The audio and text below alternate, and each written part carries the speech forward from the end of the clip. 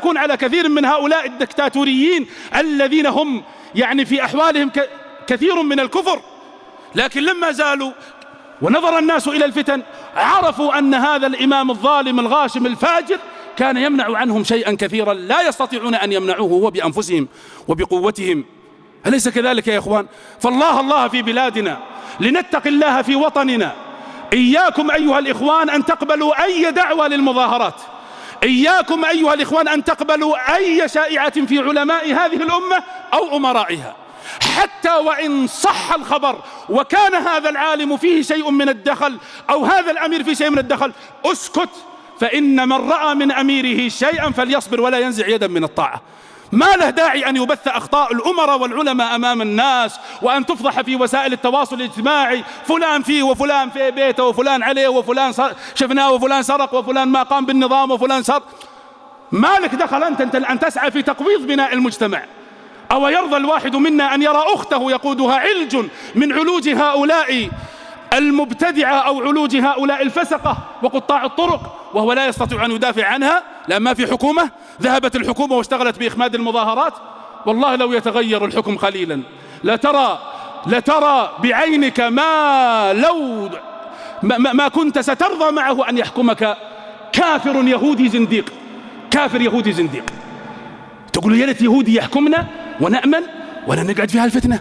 يقول إن السلف رحمهم الله يوم تحت إمام ظالم غاشم خير من 70 سنة في فتنة عمياء صماء.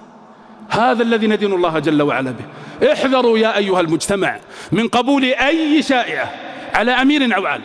احذروا أيها الإخوان، احذروا أيها المواطنون، احذروا أيها المسلمون من أي دعوة يتفوه بها هؤلاء الذين يزخرفون القول غرورا في الخروج أو المظاهرات.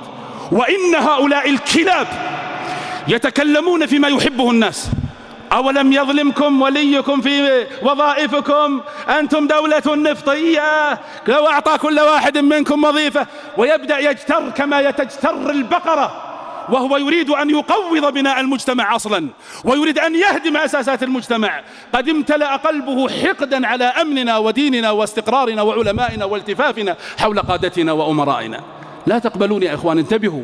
إياكم أن تقبلوا هذه الشائعات في علمائنا أو أمرائنا أو ديننا أو وطننا. ولنكن إخوة متحابين في هذا الوطن مع أمرائنا، لحمة واحدة، يدا واحدة، قوة واحدة، صفا واحدا، لا نخترق ولا يجد العدو فينا ثغرة واحدة حتى ينفذ إلينا من قبلها. لا تكن أنت تلك الثغرة التي يخترق العدو صف هذه الأمة في هذه البلاد من قبلك أنت بقبول تلك الشائعات أو قبول تلك الأراجيف. هذا الذي ندين الله جل وعلا به، والله هذا الذي ندين الله جل وعلا به، وهو الذي سيسألنا الله جل وعلا عنه يوم القيامة. ألا هل بلغت أيها الإخوان؟ اللهم اشهد. اتقوا الله في وطنكم، واتقوا الله في ولاة أمركم، واتقوا الله في علمائكم، واتقوا الله في أعراضكم، واتقوا الله في أموالكم، فإن كل ذلك سوف يذهب سدى إذا قبلنا مثل هذه الأطروحات الفاسدة في ديننا وعلمائنا وولاة أمرنا. وأظن ما عاد يبقى شيء على الصلاة.